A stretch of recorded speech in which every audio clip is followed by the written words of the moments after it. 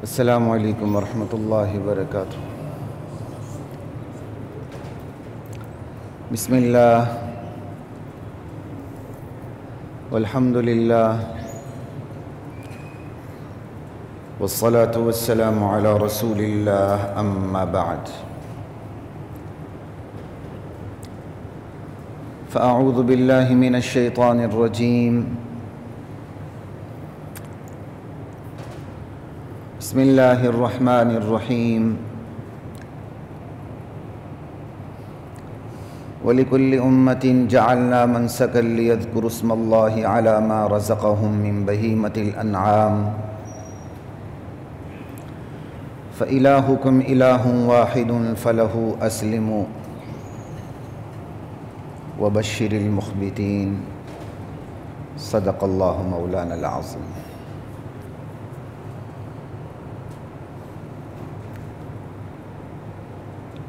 اللہ اکبر، اللہ اکبر، لا الہ الا اللہ واللہ اکبر، اللہ اکبر وللہ الحمد۔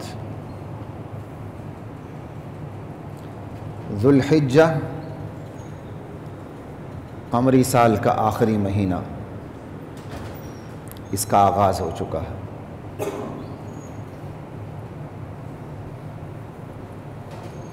رمضان کے آخری 10 دن افضل ہیں اور ذی الحجہ کے پہلے 10 دن افضل ہیں۔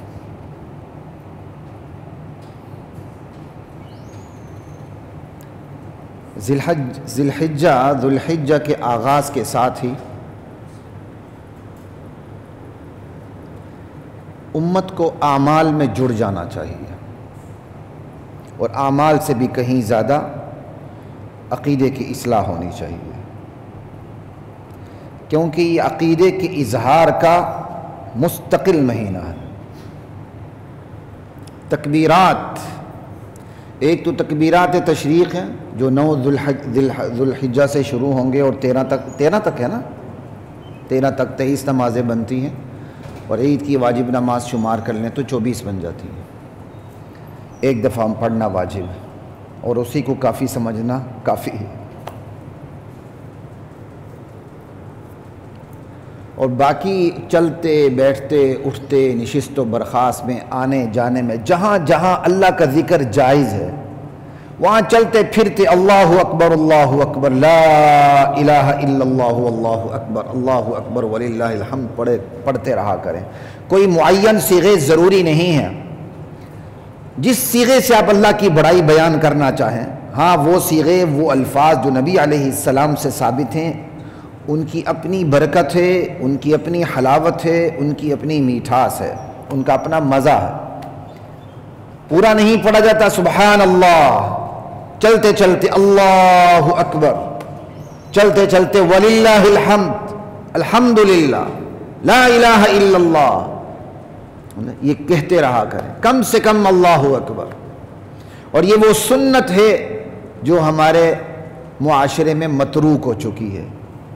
لوگ حیران ہوتے ہیں اسے کیا ہو گیا، دماغ ٹھیک ہے، چلتے چلتے اللہ اکبر اللہ اکبر۔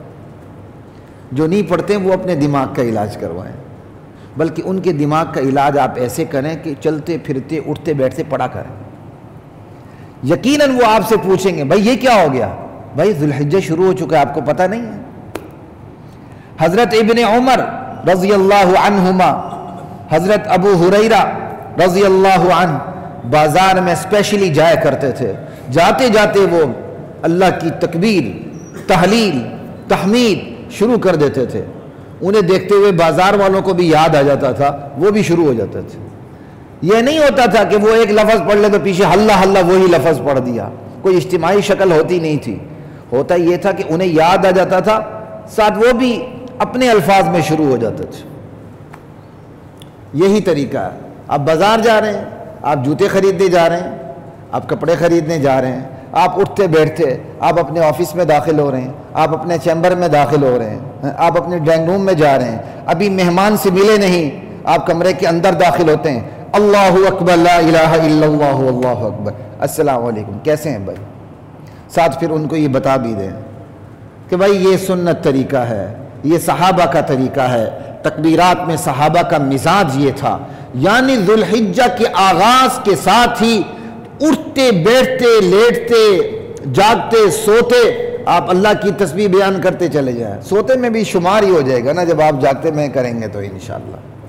یہ ہے، اور یہ وہ سنت ہے جو متروک ہو چکی ہے، اسے زندہ کریں، صحابہ کے عمل کو زندہ کریں۔ سارا نہیں پڑھ سکتے، شرم آتی ہے، کم پڑھ لیں، کیسی عجیب بات ہے، ہائے کہتے ہوئے شرم نہیں آتی، السلام علیکم کہتے ہوئے شرم آتی ہے۔ ڈراموں میں ہائے وہ کہتا ہے جو بڑا پوش ایریے سے تعلق رہتا ہے، بڑا نام نہاد ایجوکیٹڈ ہوتا ہے، السلام علیکم وہ کہتا ہے جو نوکر ہوتا ہے۔ ہم ڈرامے نہیں دیکھتے، اللہ کا شکر ہے، لیکن اس معاشرے میں رہتے ہمیں پتہ ہے، کئی دفعہ سین ہماری نظر سے بھی گزر جاتا ہے، ہمیں اس کا بھی پتہ چل جاتا ہے، کوئی ایسی بات نہیں ہے۔ لا الہ الا اللہ، یعنی السلام علیکم ہم نے غریبوں کے لیے اور خانساماؤں کے لیے، نوکروں کے لیے رکھ دیا، اور آپس میں ہائے، اس ہائے پہ تو ہائے وائے ہونی چاہیے۔ یہ کیا ہے؟ مسلمان احساس کمتری کا شکار ہو چکا ہے، یہ ہے اصل میں۔ تو ذو الحجہ کا آغاز ہے، اللہ اکبر اللہ اکبر، لا الہ الا اللہ واللہ اکبر اللہ اکبر وللہ الحمد، سمجھائی؟ پڑھتے رہا کر، اٹھتے بیٹھتے آتے جاتے، جہاں جہاں ذکر اللہ جائز وہاں وہاں پڑھتے رہا کریں، اور یہ صرف زبان سے نہیں، اندر سے دل بولے، سمجھائی؟ عقیدے کا اظہار کہ بڑا پن صرف اللہ کو حاصل ہے، اس کے علاوہ اس کو بڑائی حاصل ہے جس کو اللہ تعالیٰ نے بڑا پن دیا، جسے اللہ نے بڑا پن نہیں دیا اس کے پاس بڑائی۔ پھر جو اللہ کو بڑا پن حاصل ہے اس کا تو کوئی کمپیریزن مخلوق میں کسی نبی کے ساتھ بھی نہیں ہے، امام الانبیاء کے ساتھ بھی نہیں ہے، کیونکہ مخلوق اور خالق میں کوئی مقابلہ نہیں ہے، کوئی کمپیریزن نہیں ہے۔ لا الہ الا اللہ۔ پھر ذو الحجہ قربانی کا مہینہ ہے، اور ذو الحجہ اسی کے اندر عرفہ ہے، جس کا روزہ 9 ذی الحجہ کا روزہ 2 سال کے گناہوں کا کفارہ، سال گزشتہ سال آئندہ، اور 9 ذی الحجہ تک ایک ایک روزے کا ثواب ایک سال کے روزوں کے برابر۔ اتنی بڑی بات اللہ مجھے اور آپ کو نصیب کرے۔ اور جو قربانی کر رہے ہیں، جنہوں نے مونچھیں وغیرہ نہیں کاٹی، ابھی رہنے دینا کاٹیں، ہاں پہلے سے نہ کاٹ کے 40 دن گزر چکے ہیں غیر ضروری بال پہ، تو پھر یہ سنت ادا نہ کریں، ان کے لیے ہے ہی نہیں ہے، وہ اپنے آپ کو فارغ کریں۔ 40 دن سے کم ہے، اور 10 دن پورے ہونے سے بھی 40 دن پورے نہیں ہوتے تو پھر ٹھیک ہے۔ یہ ان کے لیے جو قربانی جنہوں نے کر دی، چاہے نفلی قربانی چاہے واجبی قربانی، وہ ناخن بھی نہ کاٹیں، غیر ضروری بال بھی نہ کاٹیں، جب اپنی قربانی ہو پھر کریں۔ لیکن ایک قول یہ بھی ہے جو مجھے بہت زیادہ پسند ہے، چاہے دلیل کی نگاہ میں اس درجے کا ہو نہ ہو، لیکن فتاویٰ میں یہ چیز موجود ہے، جو بیچارہ قربانی نہیں کر سکتا وہ بھی یہ نقل کر لے، جو بیچارہ قربانی نہیں کر سکتا وہ بھی اس کی نقل کر لے، اس کے لیے بھی نقل کرنے کی گنجائش ہے کہ وہ ناخن بال غیر ضروری بال نہ کاٹے، اور جب قربانی کا وقت داخل ہو جائے پھر وہ کاٹ۔ یہ انشاءاللہ کاپی کرنا، نقل کرنا، اللہ تعالیٰ اسے اصل تک پہنچا دیں گے، ٹھیک ہے؟ ان چیزوں کا خیال کیجیے گا۔ لا الہ الا اللہ۔ تو قربانی جو میں نے آیت پڑھی، انشاءاللہ اللہ نے زندگی دی تو آئندہ جمعے میں ان آیات پہ ہی بات کروں گا۔ پتہ نہیں آئندہ سرکاری چھٹی تو نہیں آ رہی، 8 جولائی نہیں ہے انشاءاللہ، ہو بھی تو میں ادھر ہی ہوں انشاءاللہ، تو لیکن ہوگی تو پھر ہمارا رش کم ہو جاتا ہے جی۔ اچھا وہاں ہے، ٹھیک، اچھا وہاں عرفہ ہے، کیونکہ 8 ذی الحجہ ہے تو یہاں وہاں 9 ذی الحجہ، یہاں 8، ٹھیک ہے جی۔ اور عرفہ 9 ذی الحجہ کا ہے ہمارے حساب سے، ہم نے ان کے حساب نہیں رکھنا۔ لا الہ الا اللہ۔ تو قربانی کا پس منظر، اس امت کے لیے جو قربانی کا پس منظر ہیں وہ 2 ہیں، ایک عمومی پس منظر ہے، خصوصی پس منظر ہے۔ عمومی پس منظر قرآن بیان کرتا، وَلِكُلِّ أُمَّةٍ جَعَلْنَا مَنْسَكًا لِيَذْكُرُوا اسْمَ اللَّهِ عَلَى مَا رَزَقَهُم مِّن بَهِيمَةِ الْأَنْعَامِ۔ اللہ تعالیٰ نے ہر امت میں قربانی کا عمل رکھ دیا تھا، تفصیلات مختلف ہو سکتی ہیں، جیسے ہر امت میں روزہ تھا، کتب علیکم الصیام کما کتب علی الذین من قبلکم، تفصیلات مختلف ہیں۔ نماز امتوں پہ فرض تھی، تفصیلات مختلف ہیں، کوئی فرق نہیں پڑتا۔ اسی طرح قربانی ہر امت میں ہر امت میں قربانی کا عمل رکھا گیا تھا، اس امت میں بھی قربانی کا عمل رکھا گیا، اور قربانی کا عمل واجب ہے۔ نبی علیہ السلام نے 10 سال مدینے میں گزارے، کوئی سال ایسا نہ تھا جس میں آپ نے قربانی نہ کی ہو۔ یہی عمل امت کے لیے کافی ہے، بلکہ آپ مزید قربانی کر کے اس کا ثواب امت کو پہنچاتے تھے، ثواب پہنچاتے تھے۔ یہ نہیں کہ امت کی طرف سے قربانی کا مطلب نہیں ہر ایک کی طرف سے قربانی ادا ہو گئی، پھر آپ ایک بکرا لیں پوری دنیا کی طرف سے صرف ایک بکروٹا ذبح کر دیں، کوئی ہے عقل میں آنے والی بات؟ خدا کا خوف کریں۔ ثواب آپ کی اپنی نفلی قربانی ہوتی، ثواب آپ جسے مرضی پہنچائیں۔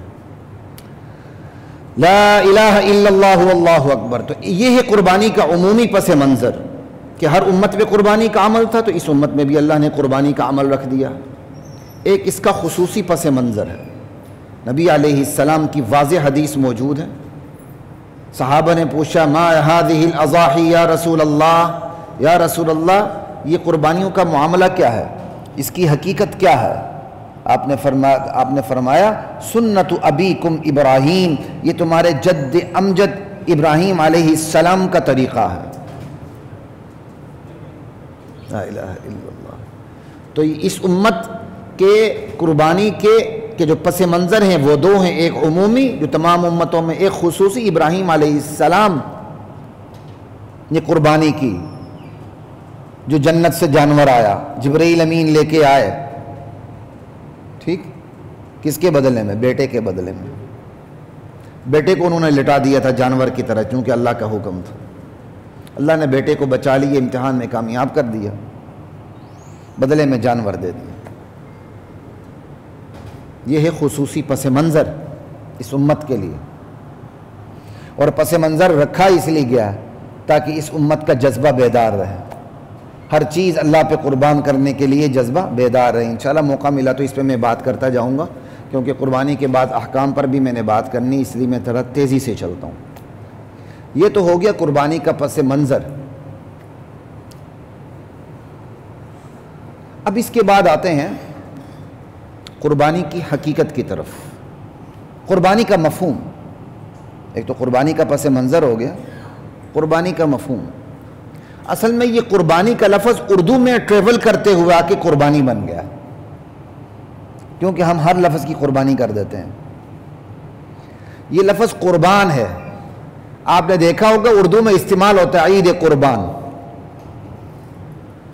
یہ اصل لفظ قربان ہے، اور قرآن نے قربان کا لفظ استعمال کیا ہے۔ وَاتْلُ عَلَيْهِمْ نَبَأَ ابْنَيْ آدَمَ بِالْحَقِّ إِذْ قَرَّبَا قُرْبَانًا فَتُقُبِّلَ مِنْ أَحَدِهِمَا وَلَمْ يُتَقَبَّلْ مِنَ الْآخَرِ۔ میرے نبی آپ اپنی امت کو آدم علیہ السلام کے 2 بیٹوں کا واقعہ سنائیں، جب انہوں نے اللہ کی بارگاہ میں اپنی قربانیاں پیش کیں۔ اذ قربا قربانا، اللہ نے ایک کی قبول کر لی اور دوسری کی قربانی کو اللہ نے ریجیکٹ کر دیا، نیت صحیح نہیں تھی، اللہ نے باندھے درگاہ کر دیا۔ اسی سے اس کے اندر حسد پیدا ہوا، پھر قابیل نے حابیل کو قتل کر ڈالا، ایک لمبا واقعہ۔ یہاں قربان کا لفظ، قربان کسے کہتے ہیں؟ ہر وہ چیز، چاہے وہ جانور ہو، چاہے وہ مال ہو، چاہے وہ کوئی بھی چیز ہو، اللہ کے راستے میں اس نیت سے دینا کہ مجھے اللہ کی قربت حاصل ہو جائے، مجھے اللہ کی نزدیکی حاصل ہو جائے، میں اللہ کا مقرب بندہ بن جاؤں، تو اس چیز کو قربان کہتے ہیں۔ کیونکہ وہ جو قربان لفظ قاف را با سے بنا ہے، قریب سے بنا، جیسے ہم لفظ قریب استعمال کرتے ہیں، یہ بھی عربی کا ہے۔ اس کے جو کیا کہتے ہیں مادہ ہے، جو روٹ ہے، اس کا روٹ قاف را با ہے، اسی سے یہ قربان بنا ہے۔ ہر وہ چیز جو اللہ کے قریب کر دے، آپ اسے دیتے ہیں اللہ کے نام پہ، اور اس کی وجہ سے آپ اللہ کے قریب ہو جاتے ہیں، وہ قربان ہے۔ چاہے وہ جانور ہے، وہ جانور بھی قربان ہے، چاہے وہ مال ہے، وہ مال بھی قربان ہے، وہ زکوٰۃ ہے، وہ زکوٰۃ بھی قربان ہے، جو بھی چیز دیں، دیگ دیں، مرغا دیں، حلوہ دیں، منڈا دیں، جو مرضی دیں، قربان ہے۔ لیکن اسپیشلی یہ لفظ آ کے جانور کے لیے ہو گیا عید کے موقع پر ہمارے محاورے میں، سمجھ آئی؟ وگرنہ ہر وہ چیز جسے اس نیت سے وہ اللہ کے راستے میں دی جائے، جو اس نیت سے اللہ کے راستے میں دی جائے کہ مجھے اللہ کا قرب نصیب ہو جائے، وہ قربان ہے۔ لا الہ الا اللہ، یہ ہے قربانی کا مفہوم۔ تو ہم یہ جانور کس کے نام پہ ذبح کریں گے؟ نہیں، صرف اللہ کے نام پہ، اللہ کے نام پہ نہیں، اللہ ہی کے نام پہ، اللہ کے سوا کسی کے نام پہ۔ ایاک نعبد، یا اللہ ہم تیری ہی عبادت کرتے ہیں، تیرے سوا۔ یہ دونوں مفہوم ذہن میں رکھیں۔ قربان کا صحیح مفہوم تب آتا ہے جب آپ ذو الحجہ میں 10 کو، 11 کو، 12 کو، 10 کو افضل، 11 کو اس سے کم، 12 کو اس سے کم، بعض چھٹی 3 دن ہے۔ 13 بڑی ضعیف روایت ہے، کمزور روایات، اس لیے امت کا جمہور اس پہ عمل نہیں کرتا۔ 10، 11، 12 سب سے افضل پہلا دن ہے، اس کے بعد دوسرا، اس کے بعد تیسرا۔ تیسرا دن افضلیت میں سب سے نیچے ہے۔ تو میں کیا بات کر رہا تھا؟ جب ہم ذو الحجہ میں قربانی اللہ ہی کے نام پہ کرتے ہیں تو باقی دنوں میں بھی بکرا دیں، چھترا دیں، دیگ دیں، جو مرضی دیں، کس کے نام پہ ہوگی؟ یہی تو اللہ سکھانا چاہتے ہیں، جو دینا میرے نام پہ دو، کیونکہ پروڈکشن اللہ کی ہے، پروڈکٹ اللہ کی ہے، تو جس کی پروڈکٹ ہو لیبل اسی کا لگنا چاہیے، لوگو اسی کا لگنا چاہیے، ٹریڈ مارک اسی کا ہونا چاہیے۔ ہم سب کس کی پروڈکٹ ہیں؟ اللہ کی پروڈکٹ ہیں، تو اس پروڈکشن پر لیبل، لوگو، ٹریڈ مارک، نام کس کا آنا چاہیے؟ صرف ایک اللہ وحدہ لا شریک لہ کا آنا چاہیے۔ یا اللہ یہ جانور تیرے نام پہ قربان، 10 ذی الحجہ کو بھی تیرے نام پہ قربان، مینا میں بھی جو جانور ہے وہ بھی تیرے نام پہ قربان، اور سال کے 365 دنوں کے اندر جو جانور، جو دیگ، جو مرغا، جو مرغی بھی دیں، وہ کس کے نام؟ جب اللہ کے نام دینے آئے گا تو پھر رنگوں میں نہیں پڑیں گے، کالا بکرا دینا ہے یا کالی مرغی دینی ہے۔ غریبوں کے اندر تصور کالی مرغی کا آ چکا ہے، اور تھوڑے سے جو اس سے اوپر آ جائیں ان کے اندر کالے بکرے کا تصور آ چکا ہے۔ نئی گاڑی آتی تو نیچے کالا، وہ کیا کہتے ہیں اس کو، ٹاکی سی باندھتے ہیں، نظر نہ لگے، جوتی سی باندھ دیتے ہیں۔ ڈرائیوروں کو آپ نے نہیں دیکھا؟ ڈرائیور کے اچھے اچھے خاصے لوگ ایسا کام کر رہے ہوتے ہیں۔ تو بھائی اللہ تعالیٰ نے سب سے مقدس تو آپ کو بنایا ہے، تو تھوڑی سی کالی پٹی ذرا آنکھوں پہ بھی باندھ لیا کریں، آپ کی خوبصورت آنکھوں پہ نظر نہ پڑ جائے، کوئی نظر نہ لگے، وہ کالی پٹی ذرا آنکھوں پہ بھی باندھ لیا کریں، کیونکہ عقل پر تو آپ نے باندھ دی ہے، تو آنکھوں پہ باندھنا تو یہ چھوٹا عجوبہ ہے، عقل پر تو آپ باندھ چکے ہیں، تو آنکھوں پہ باندھنا تو چھوٹا عجوبہ ہے بھائی۔ عقل پہ پٹی بندھی تو آپ یہ کام کرتے ہیں، ہم یہ کام کرتے ہیں۔ لا الہ الا اللہ، کالا بکرا تے پتہ نہیں، اور وہ بھی کیسا بکرا ہونا چاہیے قربانی کے موقع پر؟ بو بکرا، انا للہ و انا الیہ راجعون۔ ہر بکری کے پیچھے پڑنے والے کو آپ قربان کرتے پھرتے ہیں، اس کو بکریوں کے لیے رکھیں بھائی۔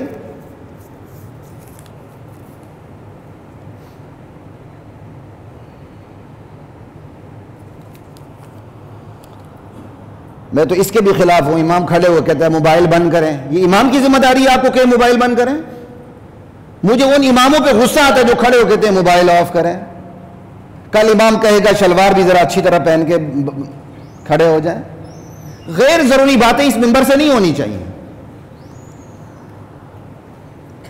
لا الہ الا اللہ واللہ اکبر، کبھی کبھار یاد دلا دیں، ایک الگ بات ہے۔ اللہ کے نبی جو چیز یاد دلایا کرتے تھے وہ ہونی چاہیے۔ سووا صفوفکم، اللہ اکبر، او لیخالفن اللہ بین قلوبکم، ارے صفیں سیدھی کر لو، وگرنہ اللہ تمہارے دلوں میں ٹیڑھ ڈال دے گا۔ نبی علیہ السلام سے سنت صفوں کو سیدھا کرنا ثابت ہے نماز میں، اس کے لیے باقاعدہ آپ عمل فرمایا کرتے تھے۔ امام نے اپنے اوپر اور ذمہ داریاں ڈال دی، موبائل آف کرو، فلاں کرو، فلاں کرو۔ وہ کہتا ہے یار میں نے کیا آف کرنی، امام ویسے ہی یاد دلا دیتا ہے، امام یاد دلا دیتا ہے، جیب میں ہاتھ جا رہا ہوتا ہے۔ لا الہ الا اللہ واللہ اکبر۔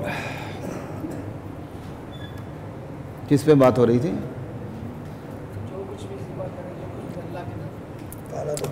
ہاں جی، یہ کالا بکرا تے کالی بکریاں چھوڑ دیں، صرف اللہ کے نام پہ دینا جان لیں. جب اللہ کے نام پہ دیں گے تو پھر کالے چٹے کی تمیز ختم ہو جائے گی.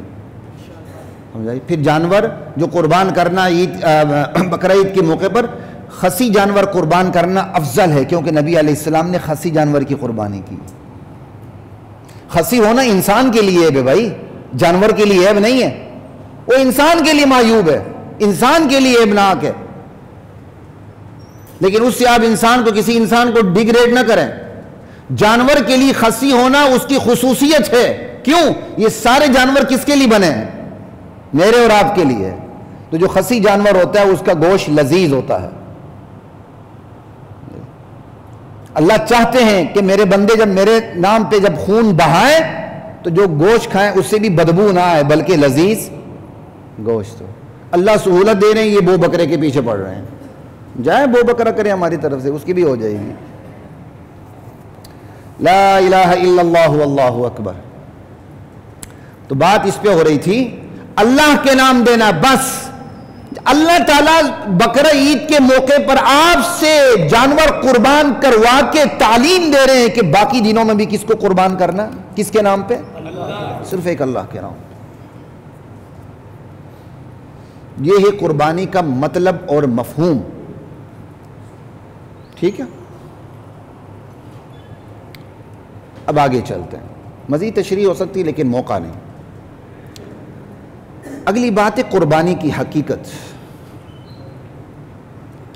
قربانی کی حقیقت کیا ہے؟ اس کی روح کیا ہے؟ اس کی اسپرٹ کیا ہے؟ قربانی کی حقیقت جانور ذبح کر کے گوشت کھانا نہیں ہے. قربانی کی حقیقت جانور ذبح کر کے گوشت کھلانا نہیں ہے. قربانی کی حقیقت قربانی کے گوشت کو صدقہ کرنا نہیں ہے. کاش ہم قربانی کی حقیقت کو سمجھ لیتے تو قربانی کی جگہ واٹر کولر لگاتے نہ پھرتے. سوشل میڈیا کے اوپر یہ اشتہار لگاتے نہیں پھرتے واٹر کولر لگاتے. میں نے اپنے گھر کے باہر تو واٹر کولر لگا دیا. قربانی کی حقیقت کو یہ لوگ پڑھے لکھے جاہل سمجھتے نہیں تو اس لیے باتیں کرتے ہیں. قربانی یہ نہیں کہ ذبح کر کے کھائیں کھلائیں، یہ سکینڈی لیول کی باتیں ہیں لیکن اصل حقیقت یہ نہیں ہے. قربانی کی حقیقت کیا ہے؟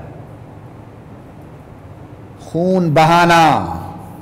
خون بہانا یہ ہے قربانی کی حقیقت. کوئی سمجھ آ رہی ہے؟ اللہ کے نام پہ خون بہانا یہ ہے قربانی. قربانی کا دن آ گیا، صبح صادق ہو گئی، آپ نے نماز پڑھ لی، اس کے بعد آپ چھری چلاتے ہیں، 4 رگیں یا 3 رگیں کم سے کم ذبح کاٹ دیتے ہیں، خون بہہ جاتا ہے، جانور حلال ہو جاتا ہے. اب آپ گوشت کا ایک ٹکڑا بھی نہ کھائیں، قربانی ہو گئی، ختم. اب جو پڑا وہ صدقہ ہے، وہ بھی نفلی صدقہ ہے، واجبی صدقہ نہیں ہے. کوئی سمجھ آ رہی ہے؟ قربانی خون بہانے کا نام ہے، بہا کر صدقہ کرنے کا نام نہیں، بہا کر کھانے کا نام نہیں، بہا کر کھلانے کا نام نہیں. خون بہانے کا نام قربانی ہے. ہائے کاش ہمیں یہ بات سمجھ آ جائے. ہمیں یہ بات سمجھ ہی نہیں آتی. اللہ تعالیٰ نے قربانی ایک عبادت ہے. اللہ تعالیٰ نے عبادت کی مختلف شکلیں رکھی ہوئی ہیں. نماز عبادت کی ایک شکل ہے، اور روزہ عبادت کی ایک مستقل شکل ہے. حج عبادت کی مستقل شکل ہے. عمرہ عبادت کی مستقل شکل ہے. زکوٰۃ عبادت کی مستقل قسم ہے. یہ عبادت کی ایک شکلیں نہیں، عبادت میں اللہ نے تنوع رکھا ہے. یہ تمام عبادات آپ کس کے لیے بجا لاتے ہیں؟ ایاک نعبد، صرف ایک اللہ کے لیے. سود سے بچنا عبادت کی مستقل شکل ہے. اپنی معیشت کو اسلامی دائرے میں لانا عبادت کی مستقل شکل ہے. بالکل اسی طرح جانور کے اوپر چھری لگ کے ذبح کرنا یہ عبادت کی مستقل شکل ہے. یہ اللہ کے سوا کسی کے لیے جائز نہیں ہے. یہ کسی وقت میں جب سوات ریاست ہوا کرتی تھی، اس کا یا کسی اور ریاست کا پاکستان میں اسی طرف کے PK کی طرف ایک ریاست کا قصہ، میرے والد مرحوم رحمہ اللہ تعالیٰ فرمایا کرتے تھے کہ والی ریاست کو علماء نے سمجھایا یہ تم جانور ذبح کرتے ہو نا، یہ اللہ کی تعظیم کے لیے نہیں، یہ تمہاری یا مہمانوں کی تعظیم کے لیے ہو رہی، یہ شرک ہے۔ وہ باز آ گیا تھا۔ پھر اگر آپ کے گھر میں کوئی مہمان آتا ہے، آپ اس کی تعظیم کے لیے قربانی کرتے ہیں تو یہ اس کی عبادت ہو جائے گی، یاد رکھیے گا۔ اللہ کے لیے ذبح کر کے کھلانا اس کو مقصد ہے تو پھر یہ جائز ہے، پھر یہ جائز ہے۔ لیکن کوئی گھر میں مہمان آ جائے، اس کی تعظیم کے لیے ذبح کریں گے تو یہ عبادت میں شرکت آ جائے گی۔ کیوں؟ تعظیم کے لیے ذبح کرنا عبادت کی مستقل قسم ہے۔ جی دیکھو، جو آپ کو آنر دینے کے لیے آپ ہمارے گھر میں آئے، نواب ہیں، سردار ہیں، سمجھ آئی، ہم آپ کو آنر دینے کے لیے ذبح کر رہے ہیں آپ کی تعظیم میں، یہ شرک ہے۔ آپ نے اس کو اللہ کے ساتھ شریک کر دیا۔ اللہ کی تعظیم بجا لانے کے لیے چھری چلانا یہ عبادت ہے، اس عبادت میں کوئی اور اللہ کے ساتھ شریک نہیں ہو سکتا، یہ آپ کو پتا ہونا چاہیے۔ یہی قربانی کی حقیقت، خون بہانا،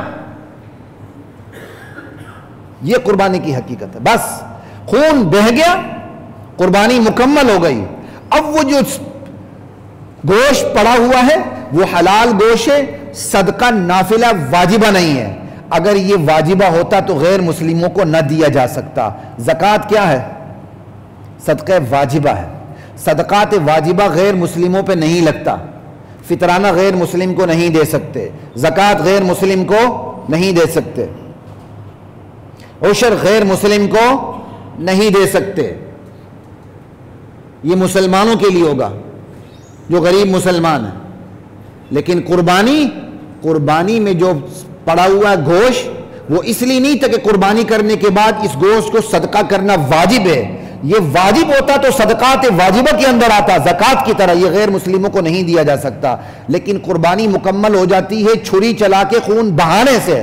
اب جو پیچھے بچ جائے وہ صدقہ ہے اور نفلی صدقہ ہے۔ یہی وجہ آپ قربانی کا گوشت آپ اپنے گھر میں کام کرنے والی جو غیر مسلم خاتون ہیں، عموماً ہمارے یہاں مسیحی برادری ہوتی ہے، آپ اس کو دے دیں، بلکہ ان کو اسلام کے قریب کرنے کے لیے دے دیں۔ یہ نہیں کہ وہ آپ کے گھر میں کام کرتی ہے تو ذرا اچھی طرح برتن مانجے، آپ اس کے لیے دیں، یہ اس کی مزدوری ہو جائے گی، یہ ناجائز ہے۔ آپ اس نیت سے دیں یہ ہمارے اخلاق سے متاثر ہو کے اسلام کے قریب ہو کے مسلمان ہو جائے۔ اسی طرح قربانی کی کھال ہے، آپ بغیر فروخت کیے آپ اپنے گھر میں کام کرنے والی کوئی ہے تو اس کو آپ ویسے گفٹ کے طور پر دے سکتے ہیں، خود بھی استعمال کر سکتے ہیں، لیکن جب آپ نے کھال بیچ دی اس کا حکم زکوٰۃ کا ہوگا، وہ غیر مسلم کو نہیں دی جا سکتی، یاد رکھیں۔ تو یہاں بتانا صرف اتنا مقصد ہے جو میں فوکس کر رہا ہوں کہ قربانی کی حقیقت کو سمجھیں۔ قربانی کی حقیقت وہ گوشت نہیں ہے، قربانی کی حقیقت کیا ہے؟ خون بہانا ہے۔ بس آپ نے خون بہایا، آپ نے گوشت کھایا نہیں، کھلایا بھی نہیں، قربانی ہو گئی۔ آپ نے خون بہایا، سارا گوشت فریز کر کے بجٹ برابر کر کے اگلے سال حج کی قربانی تک آپ نے اس گوشت کو فریز کر کے ماشاءاللہ کھا کے اپنے معدے کو تباہ و برباد کرتے رہے، پھر بھی آپ کی قربانی ہو گئی۔ اور آپ نے ذبح کر دیا، سارا صدقہ کر دیا، ایک لقمہ نہیں کھایا، پھر بھی قربانی ہو گئی۔ بہتر طریقہ یہ قربانی کے 3 حصے کر دیے جائیں، ایک اپنے لیے، ایک رشتہ داروں کے لیے، ایک غریب غربا کے لیے۔ غریب غربا نہیں ہے تو ڈھونڈ کے جائیں، کم سے کم ان کے پاس جائیں جنہوں نے قربانی نہیں کی۔ تو یہ قربانی کی حقیقت پر میں اس دفعہ زیادہ زور دے رہا ہوں۔ اگر یہ سمجھ آ جائے خون بہانا قربانی ہے تو اب ایمانداری سے بتائیں کہ اب اس عبادت کی جگہ ڈونیشن چلے گی؟ نہیں جی، دیکھیں نا غربت کتنی آ چکی ہے، میں قربانی کی جگہ واٹر کولر لگا دوں، قربانی کی جگہ 40-50 ہزار میں کسی غریب کو دے دوں۔ اب 40-50 ہزار آپ نے کسی غریب کو دے دیے، خون بہہ گیا؟ نہیں، قربانی نہیں ہوئی۔ اور آپ نے قربانی کے دنوں میں بکرا قربان کرنے کی بجائے 40-50 ہزار اپنی حیثیت کے مطابق کسی کو صدقہ دے دیا، وہ صدقہ ہو گیا۔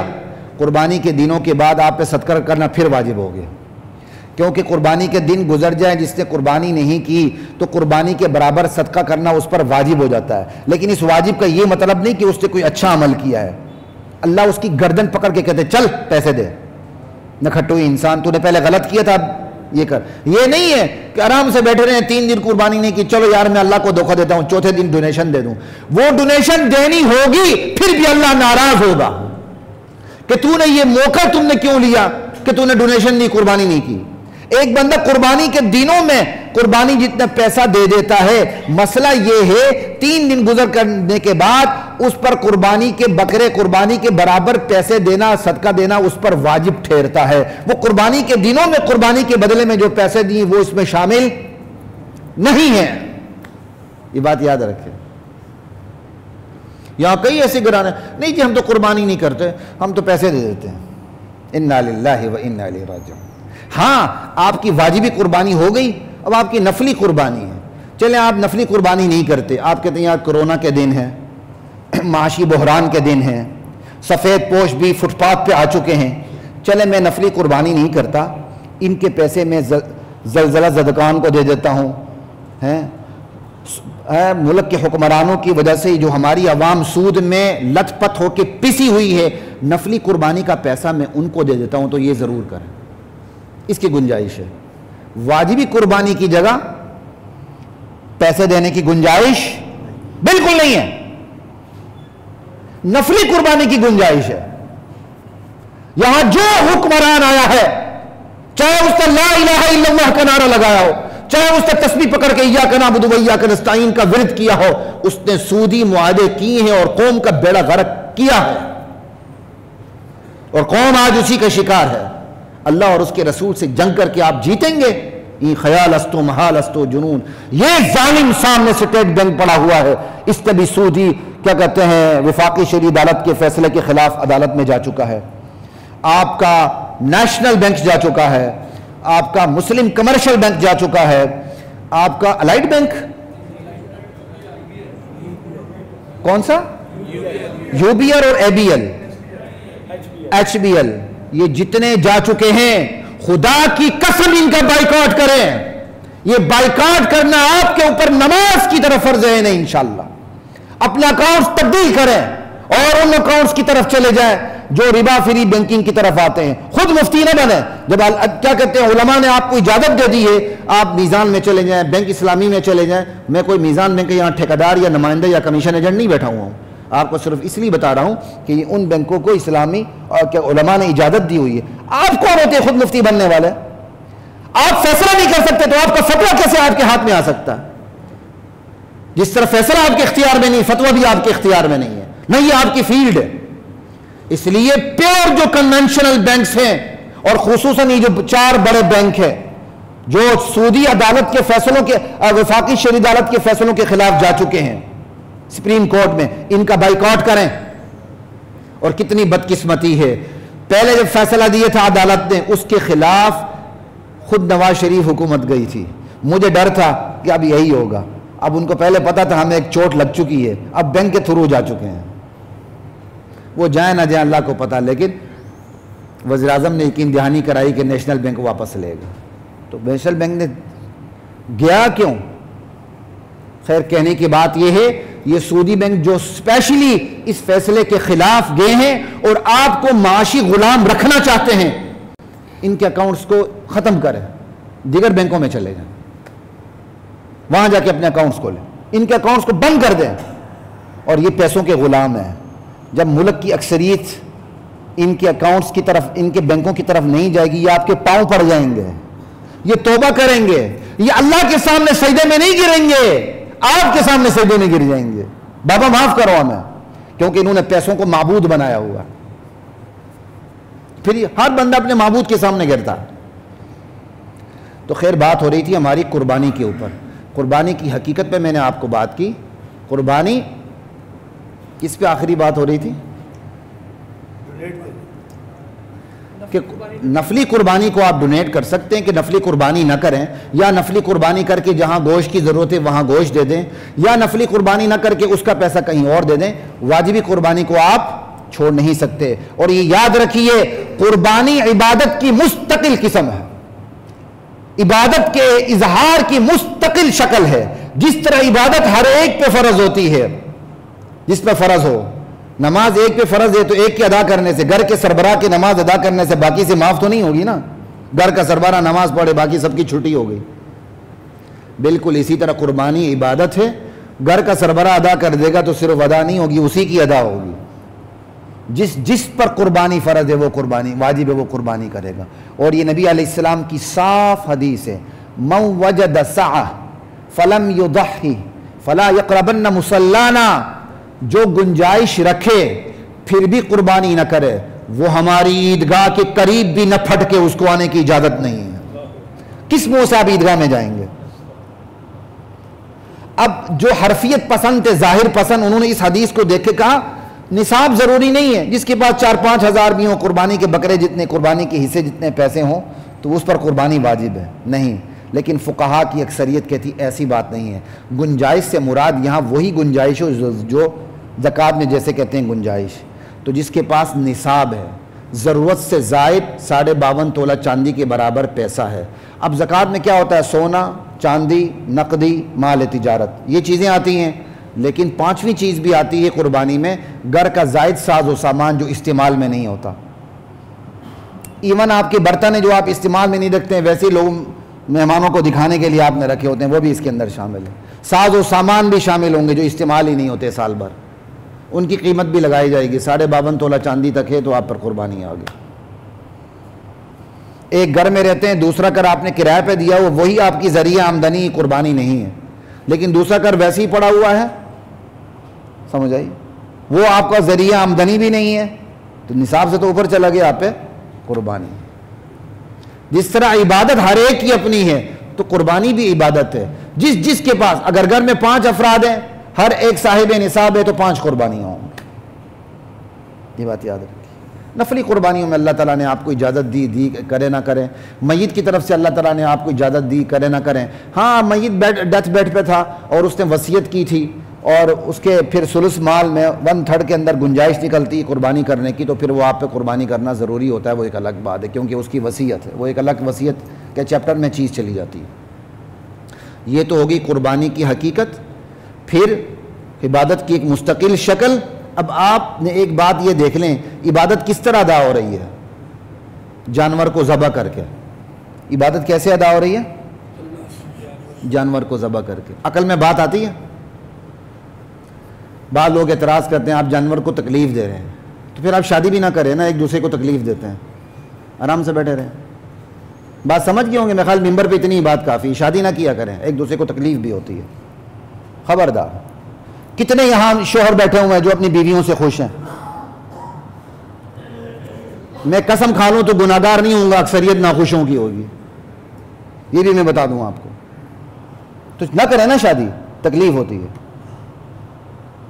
شوہر کو الگ تکلیف، عورت کو جو تکلیف ہوتی ہے وہ اس سے جا کے پوچھ لیں. نہ کریں، یہ کوئی بات ہو گئی؟ باہر کی دنیا میں سور کو مارتے نہیں ہیں. چائنا میں تو سور کو برکت والا گوشت سمجھا جاتا ہے، آپ کو پتا ہونا چاہیے. چند دن پہلے میں کسی دعوت پہ مدعو تھا تو وہاں ایک ساتھی تھے، انہوں نے وہاں سے چائنا سے شادی کی ہوئی تھی، چین سے. تو انہوں نے بتایا چائنا کے اندر خنزیر کے گوشت کو برکت والا گوشت سمجھا جاتا ہے. تو پھر سور کو بھی تکلیف ہوتی ہے نا. اور ایک لذیذ ترین غذا ماں کے پیٹ کے اندر جو بچہ ہوتا ہے نا وہ ہوتی ہے. یہ ایک لذیذ ترین غذا ہے چائنا کے اندر، آپ کو بتا دوں. یہ قومیں ہمیں تہذیب سکھائیں گی، یہ قومیں ہمیں عقل کا درس دیں گی. یہ پوری کائنات اللہ نے ہماری لونڈی، ہمارا غلام بنا کے پیدا کی ہے. اللہ کا حکم مرفع آخر ہے. آپ روزانہ چلتے ہیں، آپ کی نیچے چونٹیاں آتی ہیں پاؤں کے نیچے، انہیں تکلیف نہیں ہوتی، ان کی جان بھی جاتی ہے. خبردار گھر سے باہر نہ نکلیں کیونکہ باہر جانوروں کو تکلیف ہوتی ہے. آپ مچھروں کو نہیں مارتے، کھٹملوں کو نہیں مارتے. کھٹمل تو ویسے ہی مارنے کے قابل ہے، بچا ہوا. لا الہ الا اللہ. آپ کھٹملوں کو نہیں مارتے، نہ مارا کرے نا، تکلیف ہوتی ہے. یہ کوئی بات کرنے کی ہے؟ یہاں عبادت ادا ہو رہی ہے چھری چلانے سے. جانور کو تکلیف ہو نہ ہو آپ کو کیا ہے؟ اگر آپ تکلیف کے پیچھے پڑے ہیں تو پھر چیپٹر کلوز کر دیں اپنی زندگی کا. آپ کے ایک ایک قدم سے دنیا کو تکلیف ہوتی ہے، چیپٹر ہی کلوز کر دیں. بلکہ آپ آگے بڑھنے کی کوشش کرتے دنیا کو تکلیف ہوتی ہے تو آگے بڑھنا چھوڑ دیں. نہ تعلیم میں آگے بڑھیں، نہ تجارت میں آگے بڑھیں، نہ کسی اور مقابلے کے میدان میں آگے بڑھیں، کیونکہ اگلے کو تکلیف ہوتی ہے. وَمِن شَرِّ حَاسِدٍ اِذَا حَسَدَ. یہ تو پھر بڑی لمبی فہرست ہے، لامحدود فہرست ہے. ایسی ستی باتوں میں نہ آیا کریں. جانور پہ چھری چلانے سے عبادت مکمل ہوتی ہے. اس سے پتہ چلا عقل نیچے ہے، وہی کوئی سمجھ آ رہی بات کی؟ عقل نیچے ہے اور وہی عقل کو سرنڈر ہونا پڑتا ہے. آپ کو جانور پہ چھری چلانے پہ تردد ہے، ابراہیم علیہ السلام کو اپنے بیٹے پہ چھری چلانے پہ کوئی تردد نہیں تھا. ارے ہم کس کی امت ہیں؟ ارے ہمارے لیے کس کا اسوہ حسنہ واجب العمل ہے؟ ہم کس پیغمبر کی امت ہیں؟ لا الہ الا اللہ. پیغمبر کے بعد کس نبی کی زندگی ہمارے لیے نمونہ عمل بنائی گئی؟ ابراہیم علیہ السلام کی، جنہوں نے اپنے بیٹے پر چھری رکھ دی اللہ کے حکم پر، اور ہم جانور پر چھری رکھنے کے لیے تیار نہیں ہیں، اور نتیجہ وہی چاہتے ہیں جو ابراہیم علیہ السلام کو حاصل ہوا. ای خیال استو محال استو جنون. املی لگائیں اور توقع رکھیں آم پیدا ہوگا. املی کے بیج سے آم پیدا نہیں ہوگا. جیسا ایمان ہوگا ویسا رزلٹ آئے گا. آج بھی ہو جو ابراہیم کا ایمان پیدا، آگ کر سکتی ہے انداز گلستہ پیدا. ابراہیم کا رزلٹ چاہیے، ابراہیم کا ایمان لائے. ابراہیم علیہ السلام کی سنت کو اپناتے ہوئے ابراہیم علیہ السلام کا ایمان لائیں، عقیدہ لائیں، سنت لائیں. لا الہ الا اللہ واللہ اکبر. ٹیشو پیپر دے دیں.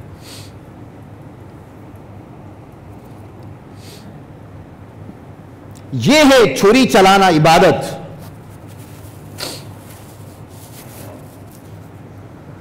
اللہ اکبر، لا الہ الا اللہ. اسی سے پتہ چلا وہی عقل پر مقدم ہے. عقل وہی کو سمجھنے کے لیے، سمجھانے کے لیے. آپ حواس دیکھیں، ایک آنکھ کا حادثہ ہے نا. آنکھ، یہ 5 بڑے مشہور حواس ہیں. سونگنا، چکھنا. چکھنا جب تک چکھیں گے نہیں چکھنا نہیں ہوگا. قوت ذائقہ، قوت لامسہ، جب تک مس نہیں کریں گے، لمس نہیں ہوگا تو آپ کو پتہ نہیں چلے گا. اس سے بھی آگا پر قوت شامہ، سونگنے کی حس ان دونوں سے بڑھ کر ہے. دور سے چیز بندہ سونگ لیتا ہے. جانوروں کی حس تو ہم سے بھی بہت آگے ہے. 3 ہو گئی. قوت باصرہ، قوت سامعہ، دور کی بات کو ہم سن لیتے ہیں لیکن اس کی بھی ایک حد ہے. قوت لامسہ، لمس، اس کی ایک حد ختم ہو جاتی ہے. ذائقہ، اس کی بھی ایک حد ختم ہو جاتی ہے. قوت شامہ، سننے کی بھی ایک قوت ختم ہو جاتی ہے. قوت سامعہ، سننے کی بھی ایک لمٹ ہے، اس سے آگے ہم سن نہیں سکتے. زندہ نہیں سنتا، مردہ کہاں سے سنتا ہے بھائی؟ ہم زندوں کو نہیں سنا سکتے، کہتے ہیں مردے سنتے ہیں. انا للہ و انا الیہ راجعون. اس کی بھی ایک حد ہے، اس کے بعد سننا ختم ہو جاتا ہے. ان سب سے بڑھ کر آنکھ ہے. آنکھ کہاں تک دیکھتی؟ بہت دور تک دیکھتی، لیکن اس کی بھی ایک حد ہے. آگے 5 حواس کی حد ختم ہو گئی. اب آگے ایک اور حد شروع ہوتی عقل کی. عقل حواس کے علاوہ ہے. آپ نہ سنتے ہیں، نہ دیکھتے ہیں، نہ چکھتے ہیں، نہ لمس کرتے ہیں، پھر بھی آپ سوچتے ہیں. اور آپ کی سوچ کہاں تک جاتی ہے؟ بڑی دور تک چلی جاتی ہے. لیکن اس کی بھی ایک حد ہے. سوچ آگے سوچ نہیں سکتی، فیل ہو جاتی ہے. سوچتی تو پھر غلط سوچنے لگتی ہے. یہ نیری عقل نہ جنت تک پہنچ سکتی ہے، نہ جہنم تک پہنچ سکتی ہے، نہ پل صراط تک پہنچ سکتی ہے، نہ عالم برزخ اور قبر تک پہنچ سکتی ہے کہ وہاں مرنے کے بعد کیا کچھ ہوگا. یہ عقل قیاسات کے گھوڑے دوڑا کے پہنچ نہیں سکتی. اور جہاں عقل کی دوڑ ختم ہوتی ہے وہاں وحی کی ابتدا ہو جاتی ہے. وہی آ کے پھر آپ کو سمجھاتی ہے جنت ہے، جہنم ہے، اللہ ہے، رسول ہے، کتاب ہے. اب یہ عقل اس کو سمجھتی ہے اور وحی کے سامنے سرنڈر ہوتی ہے. بس یہ آپ کو بہت بڑی ڈیبیٹ، بحث، کلامی بحث آپ کو میں نے چند الفاظ کے اندر بتا دی. ہر حص کی ایک لمٹ ہے، ختم ہوتی تو عقل شروع ہوتی ہے. اور عقل کی ایک حد ہے، جہاں وہ سوچنا ختم کرتی، غلط سوچتی، وہاں سے وحی کی ابتدا ہوتی ہے. وہی پھر عقل کی رہنمائی کرتی ہے، پھر وہی عقل کی رہنمائی میں صحیح سوچ رکھتی ہے، عقل کی رہنمائی، وہی کی رہنمائی حاصل ہوتی ہے، پھر عقل جنت تک بھی پہنچتی ہے، جہنم تک بھی پہنچتی ہے، اللہ کی معرفت بھی اس کو مکمل تفصیلات کے ساتھ اس کو ملتی ہے۔ اور اگر وہی نہ ہو تو زیادہ سے زیادہ اللہ کے وجود کا پتہ چلے گا، اور اتنا پتہ چلے گا کہ اللہ وحدہ لا شریک، ایک ذات ہے جو اپنی ذات میں یکتا وحدہ لا شریک ہے، اس سے زیادہ پتہ نہیں جب تک وحی نہ آئے۔ یہی وجہ ہے کہ حضور کو بھی اللہ نے کہا وحی آنے سے پہلے ما کنت تدری ما الکتاب ولا الایمان، آپ جانتے ہی نہیں تھے کہ کتاب کیا ہے، ایمان کی تفصیلات کیا ہیں۔ یہ اللہ نے اپنے نبی کو کہا ہے، وحی آ گئی، ساری تفصیلات پتہ چل گئیں۔ اس کا مطلب عقل نیچے وحی اوپر، عقل وحی کو سمجھنے کے لیے، وحی کو سمجھانے کے لیے نہیں ہے۔ بس ہم جانور پہ چھری چلاتے ہیں، جانور کو تکلیف نہ ہو یا نہ ہو، یہ میٹر ہمارا نہیں ہے۔ جانور ذبح ہو، معیشت کا فائدہ کیسے ہوتا ہے کیسا نہیں ہوتا، یہ ہمارا معاملہ نہیں۔ ہمارا معاملہ یہ ہمارے اللہ نے ہمیں حکم دیا ہے، جانور پہ چھری چلا کے خون بہاؤ گے تو قربانی ہوگی، وگرنہ نہیں ہوگی۔ یہ ہے وہی عقل پر مقدم۔ ہائے کاش ہمیں سمجھ آ جائے، اور اگر ہمیں قربانی کی حقیقت، اس کی اسپرٹ، اس کی صورت، کیا کہتے ہیں، حقیقت کا پتہ چل جائے تو پھر ہم قربانی کی جگہ واٹر کولر لگاتے نہ پھریں، قربانی کی جگہ ڈونیشن کرتے نہ پھریں۔ قربانی قربانی سے ہوگی، نماز سے ہوتی ہے، روزہ رکھنے سے ہوتا ہے، حج کرنے سے ہوتا ہے۔ حج میں آپ کیا کرتے ہیں؟ دوڑ لگاتے ہیں، ٹن کرواتے ہیں، انسیلے کپڑے پہنتے ہیں، اور کیا کرتے ہیں؟ یہ بھی لاجک میں بات نہیں آتی ہے۔ لیکن ہم یہ فقیر بن کر کوہ صفا مروہ پہ دوڑ لگاتے ہیں تو کس کے حکم پہ لگاتے ہیں؟ اللہ کے حکم پر۔ یہاں بھی ہم چھری پہنیں گے تو کس کے حکم پر چھری پہنیں گے؟ اللہ کے حکم پر۔ یہی تو ایمان ہے، یہی ایمان ہے، یہی توحید ہے، یہی عقیدہ ہے، یہی نظریہ ہے، اور یہی ایمان مجھے اور آپ کو جنت تک پہنچائے گا۔ یہ ہے، ہائے کاش ہمیں سمجھ آ جائے۔ جب سمجھ نہیں آتی تو پھر قربانی پہ اعتراضات شروع ہو جاتے ہیں۔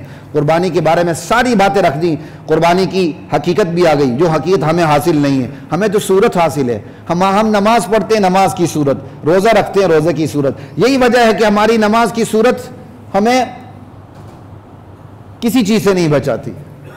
نماز کی حقیقت آئے گی تو سارا کچھ بچ جائے گا۔ ایمان بھی تو ہماری ایمان کی صورت ہے، اللہ کرے حقیقت نصیب ہو جائے۔ قربانی کی حکمت یہ ہے کہ ہم سب کچھ اللہ پہ قربان کرنے کے لیے راضی ہو جائیں، اور قربانی کی علت یہ ہے، اور اس کی افیکٹو کاز یہ ہے، اللہ کا آرڈر ہے جس کے سامنے ہم نے سب نے سرنڈر ہونا ہے۔ نبی تو بیٹا قربان کرنے پر قربان، اور آج کا امتی جانور قربان کرنے کے لیے تیار نہیں، وہ تردد کا شکار ہوتا ہے، پھر رزلٹ اسی کو اسی طرح ملتا ہے۔ قربانی کا مسنون طریقہ یہ ہے، جس کی قربانی ہے، چاہے وہ عورت ہے، عورت کے لیے بھی اپنی قربانی خود ذبح کرنا افضل ہے۔ اب عورت حیران ہو کہ میں ذبح کروں؟ ارے تو ہر روز شوہر کو ذبح کرتی، تو یہ تو چھوٹا سا جانور ہے بھائی، کیا عجیب بات ہے۔ ہر روز شوہر کو ذبح کرتی، وہاں اس کو شرم نہیں آتی، اور میں جانور ذبح کروں؟ عجیب بات، سمجھائے جا کر اپنی بیویوں کو، تم لوگ ہمیں ہر روز ذبح کرتے ہو تو آج جانور ذبح کرو، کیا فرق پڑتا ہے؟ یہ بات یاد رکھیں، جس کی قربانی ہے، استغفر اللہ، جس کی قربانی ہے اس کو ذبح کرنا افضل ہے۔ عورت کی قربانی ہے تو خود عورت ذبح کرے، وہ کری مجھے ذبح کرنا نہیں آتا، کوئی بات نہیں، اس کا میاں اس کو بتا دے، میاں بیچارے کو بھی ذبح کرنے نہیں آتا، تو جس کسائی کو آپ لائے ہیں، سمجھ آئی، اس سے بتا دیں میں نے چھری کہاں پھیرنی ہے، تو خود چھری پھیر لیں بھائی۔ عورت کا ذبح کرنا اپنی قربانی افضل ہے، صرف جائز نہیں ہے، خود ذبح کریں۔ اور شارٹ کیا ہے؟ بسم اللہ اللہ اکبر، اتنا کافی ہے۔ اور اگر یہ نہ ہو سکے، اگر آپ نے زیادہ پڑھنا ہے تو قرآن کی وہ حدیث میں جو دعائیں پڑھ لیں تو آپ کا عقیدہ زندہ ہو جائے گا۔ انی وجہت وجہی للذی فطر السماوات والارض حنیفا وما انا من المشرکین، یا اللہ میں نے اپنے آپ کو تیری طرف متوجہ کر دیا، پوری دنیا سے ہٹ کے۔